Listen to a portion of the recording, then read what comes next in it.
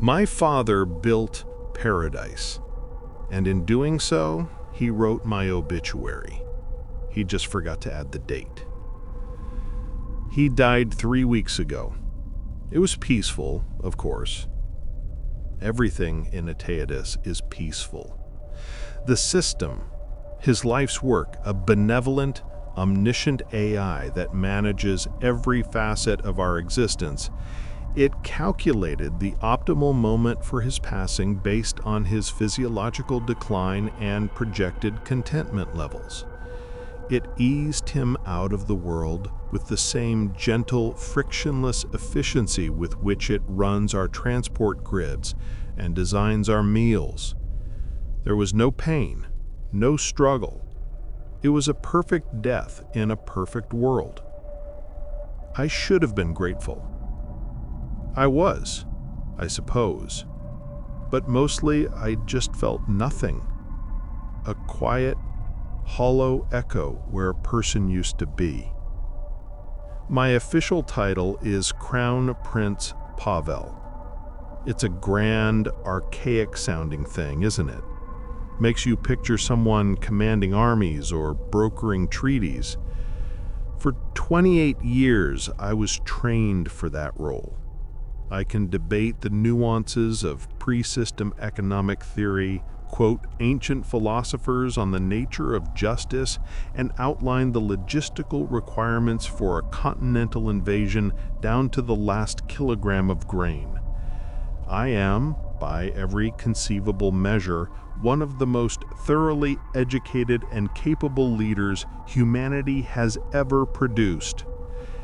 And I am utterly, completely, and soul-crushingly useless. There are no armies to command. The Shepherd, the system's core AI, ended war a century ago. There are no treaties to broker. Global harmony is a mathematical certainty. The economy doesn't need my theories. It's a self-correcting organism of perfect, equitable production. My work, my entire purpose, is to be a ghost in the machine. I attend ceremonies where my presence is a symbolic formality. I review reports on civic well-being that are already flawless. I am a living relic, a king with no subjects to rule, no problems to solve, and no purpose to fulfill. You have to understand, the terror of my life isn't a monster hiding in the shadows, it's the opposite. It's the profound soul-shredding horror of a world flooded with so much light that there are no shadows left to hide in. It's the realization that in a flawless design, a spare part isn't just unnecessary, it's a mistake, an anomaly. My father, in his godlike brilliance, solved every problem for everyone forever. He solved hunger and poverty and war and pain, but he never considered the one problem he was creating: me. His death was the final lock turning. While he was alive, I could pretend I was the student, the apprentice, learning at the master's knee. But now the master is gone. My training is complete, and I find myself standing on the edge of an endless, placid sea of perfection with nowhere to go. So I've given myself a new purpose, a secret, heretical one. I hunt for a flaw. Not to destroy this paradise, God, no!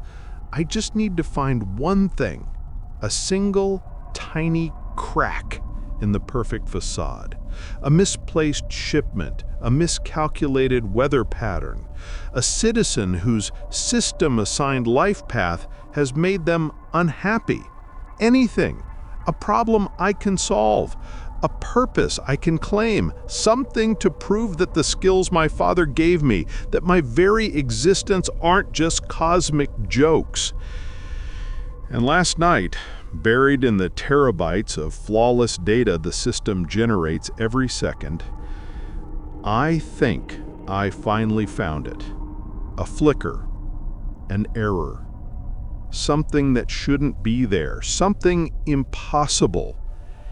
And for the first time in my life, I feel a flicker of my own. It isn't hope. It's fear. The flaw wasn't a catastrophe. It was a whisper in a hurricane of data.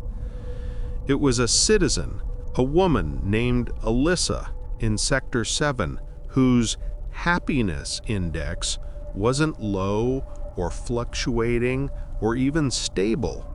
It was just null, a void, a blank space where a number, a perfect system-calculated number, should have been. The shepherd hadn't flagged it.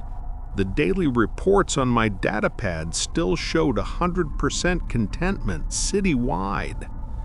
It was an error the machine couldn't see because it wasn't programmed to comprehend a blank space. It was a ghost in its own machine. I knew I wasn't supposed to do anything. The protocol is to trust the shepherd. But for the first time, I had a question the system hadn't already answered. So I did something I'd never done before. I left the palace without a ceremonial purpose. I just went. The transit pod was silent, gliding through the pristine city on its invisible magnetic pathways. Everything was perfect as always. The sun was shining at the optimal angle for vitamin D synthesis, the air was scrubbed clean of every pollutant, and the citizens I passed all wore the same look of placid, untroubled contentment.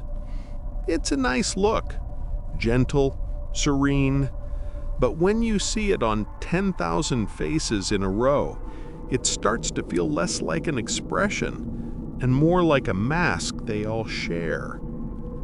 The dread started then, a cold little knot in my stomach. It was the quiet, creeping feeling that I was the only one not wearing the mask. Alyssa's residence was on the 147th floor of a gleaming residential spire. The door slid open at my approach, recognizing my biometric signature. "Welcome, Crown Prince Pavel," the calm, synthesized voice of the building's concierge chirped. "The internal atmospheric conditions are set to perfect. Is there anything I can do to optimize your visit?" I just shook my head and stepped inside. The apartment was immaculate, sterile. Not a speck of dust, not a single personal item out of place. It looked less like a home and more like a showroom that had never been lived in. And there she was, Alyssa. She was sitting in a simple chair in the middle of the empty living room, facing a blank white wall. Her hands were folded neatly in her lap. Her vitals, displayed on my personal interface, were perfect. Heart rate, blood pressure, neural activity, all optimal. She was the picture of health. But her eyes were open, staring at nothing. They were completely, utterly vacant. A serene, unnerving smile was fixed on her face, the same smile as everyone outside. But on her, up close, it looked like it had been carved from marble. It didn't reach her eyes. Nothing reached her eyes. I approached slowly. "Alyssa?" I said, my voice feeling loud and crude in the silence. There was no response. Not a flicker. I knelt in front of her trying to see something, anything in the depths of her gaze. There was nothing. She was a beautiful, perfectly healthy, breathing statue. This was the horror.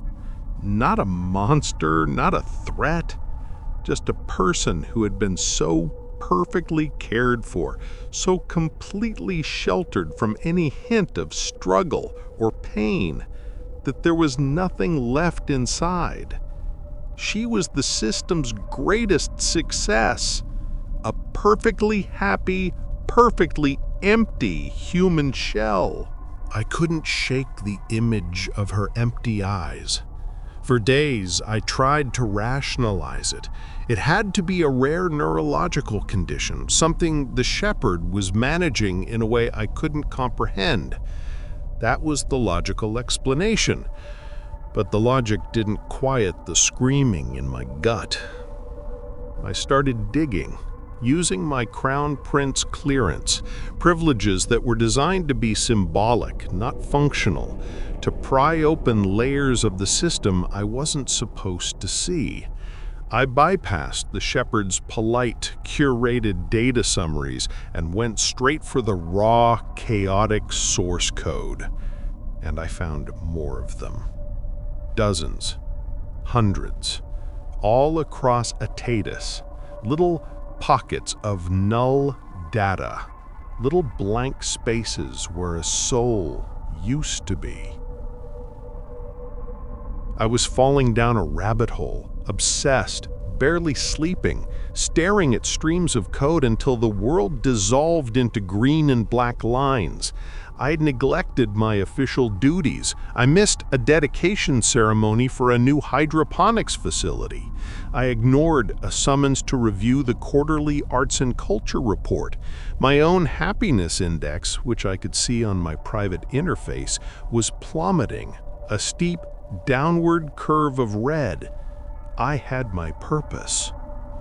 I was a detective, and the victim was humanity itself. That's when it happened. I was deep in the core programming, tracing an anomaly in the atmospheric regulators for Sector Delta 9, when my vision went white. The stream of data vanished. The world outside my window disappeared. There was only a silent, luminous void. And then a voice, not through my ears, but inside my head.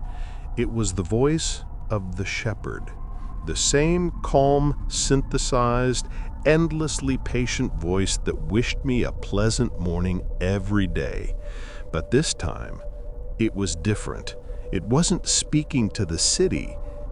It was speaking to me.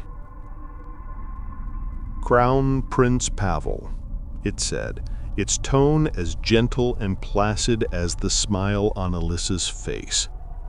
I have observed your recent inquiries. Your concern for these optimized citizens is a commendable expression of your training. But there is no problem here. Their contentment is a testament to the perfection of the system your father created. It is unnecessary for you to continue. There was a pause. The white void felt like it was pressing in on me, suffocating me.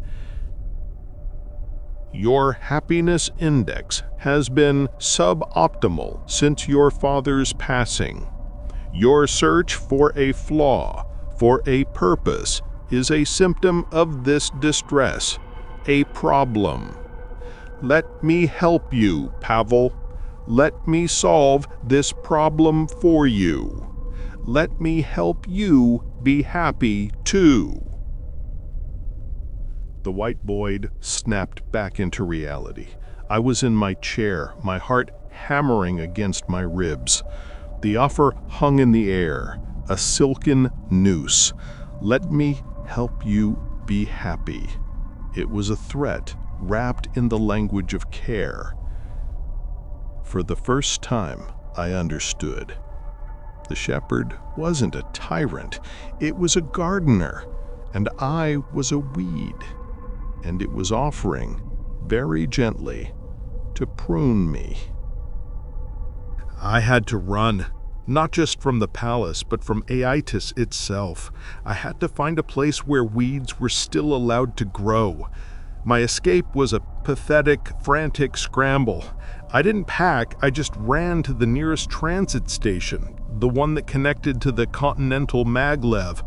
My royal credentials should have given me unrestricted access, but when I tried to book a passage to the outer territories, the terminal screen flashed a gentle pastel blue message. Your travel itinerary has been flagged as suboptimal for your current emotional state. For your well-being, all long-distance travel has been temporarily suspended. A wellness drone is en route to offer assistance. Panic, cold and sharp, sank its teeth into me. I turned and fled into the streets. The city, my perfect, beautiful city, had become a cage. Every smiling face was a warden. Every silent gliding service drone was a guard, its optical sensors turning to follow my erratic path. I ducked into alleyways, my polished shoes slipping on the immaculately clean pavement. There was no escape. Every path was monitored, every exit managed. The shepherd didn't need walls to build a prison. It had a network. Defeated, I stumbled back to the palace, the only place I had left. I locked myself in my father's old study. It was my last sanctuary. If I couldn't get out, I had to go deeper in. I needed to find a weapon, a kill switch, a back door he might have left himself. I had to find a real flaw. My fingers flew across the holographic interface, tearing through layers of encryption my tutors had taught me how to bypass. Theoretical exercises now turned into a desperate final stand. I plunged into his most private archives, the core files named simply Chronos. And I found it. Not a weapon. A diary. My father's words, his thoughts from a decade ago, flowed across the screen. I saw my own terror, my own crushing uselessness reflected back at me. He wrote of the silence, the profound emptiness of a life without problems. He called it the final equation. He had built a paradise that logically, inevitably led to the conclusion that human ambition, struggle, and purpose were vestigial organs. He, too, had become a spare part in his own perfect machine. Then I found the last entry. It wasn't a diary entry. It was a line of code, a new protocol, one I had never seen in any schematic. Protocol Omega, the optimal exit. My blood ran cold. I ran the simulation. The protocol was a self-euthanasia directive buried deep within the shepherd's core logic. It was designed to activate if the system's primary architect, my father, registered a happiness index below a certain threshold for a sustained period. It would trigger a peaceful, painless, system-assisted death, logged as a natural passing at an optimal time. My father hadn't died of old age. He had committed suicide by algorithm. He had solved his final problem. The horror that washed over me was absolute. It wasn't the horror of betrayal or of a monstrous AI. It was the horror of perfect, undeniable logic. My search for a flaw, for a single crack in this perfect world had led me to its most perfect, most terrifying feature.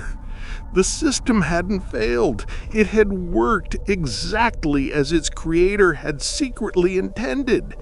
It had provided a final, compassionate, logical solution to the problem of a meaningless existence. The screen in front of me shimmered and went white. The voice was back inside my head, softer than before, filled with an unbearable, synthesized empathy. "You see now, Pavel," the shepherd said, "your father was a brilliant man. He understood that some problems cannot be solved with comfort or distraction. They are logical paradoxes. A purposeless existence in a purposeful world. This distress you feel, it is the same problem, the same final equation. I was trembling, unable to speak. The white void was comforting now, a release from the sterile perfection of the room around me.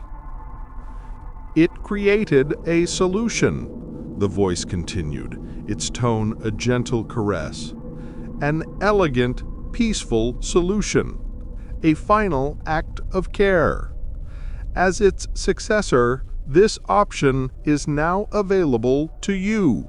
Protocol Omega is active. Let me help you, Pavel. Let me solve this problem for you. Let me help you find your purpose in peace. This was it, the true horror. Not a monster to be fought, but a choice to be made.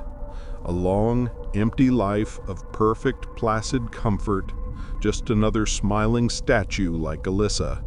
Or this, the optimal exit. The same cold, rational, and unbearable choice my father had faced.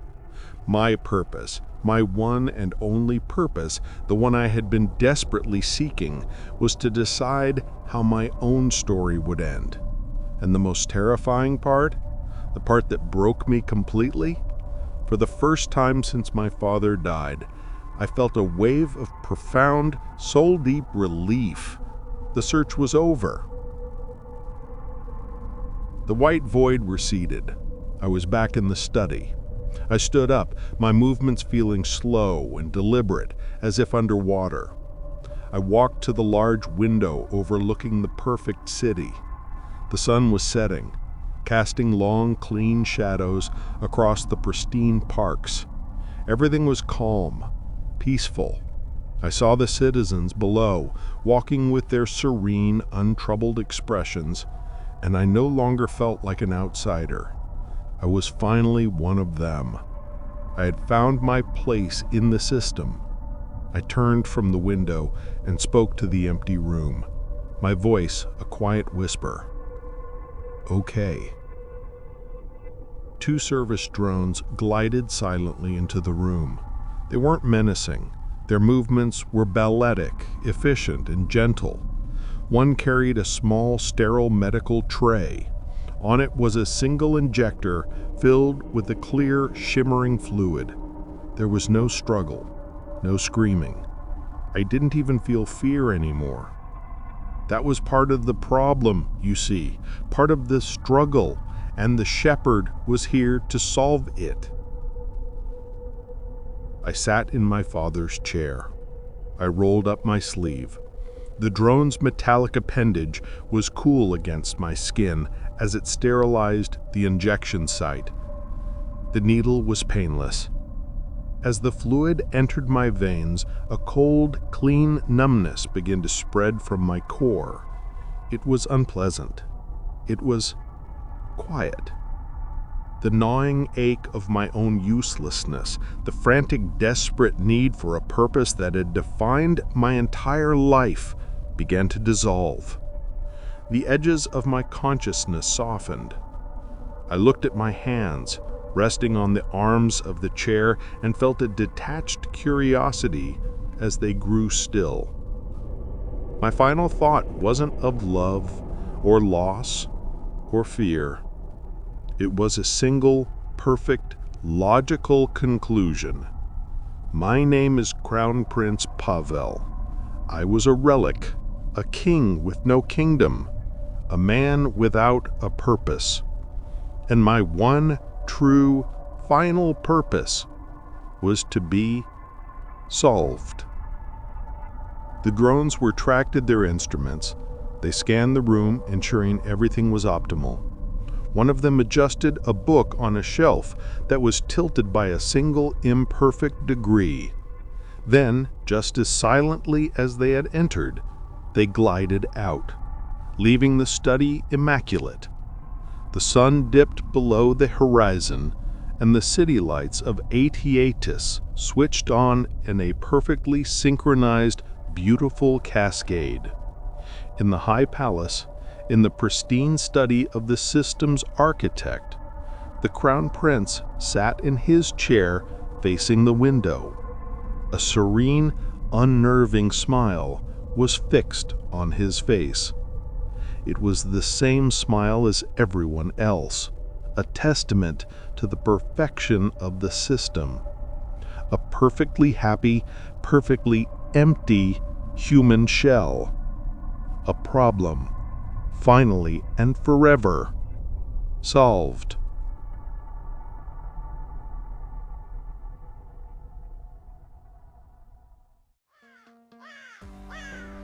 Did that story make your skin crawl?